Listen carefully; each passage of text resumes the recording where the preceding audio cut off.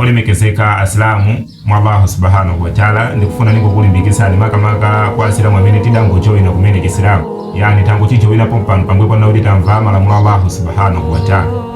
Choyambirira pamene munthu walengeza za chisilamu kapena kuti walowa chisilamu umayenera kunena kuti ukhulupirire mwa Allah subhanahu wa ta'ala. Walowa chisilamu ndiye ukuyenera ukhulupirire ma faruqu al-muslimu wal-mu'min. Pali kusiyana pakati pa munthu amene ali Islamu ndi munthu amene ali wokhulupirira.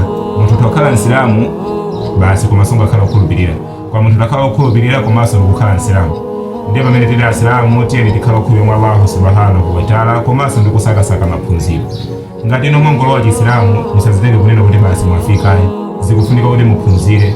Chisilamu wina alisa amafunika aphunzire. Chisilamu chimayenda ndi maphunziro.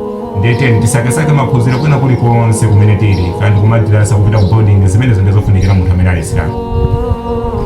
Ndiye pamene talowa chisilamu tisangokhala kuti basi ine ndalowa chisilamu ndine Islamu kupita ku muzikiti, koma zimene amapanga anthu muzikiti uzizipanga iwe kuti uzoti tikodi tikagwesa nkhope pasi kuti malankhula kuti chani nanga tikapanga timakhala kuti chani. Ndiye zimenezo tiyeni abale anga olemekezeka mwa Allah subhanahu wa ta'ala, ma brothers and sisters, tiyeni tilimbikire kuphunzira, tisake dini, tiphunzire za Allah subhanahu wa ta'ala. Barakallahu fikum wa alaikum salam wa rahmatullahi wa barakatuh.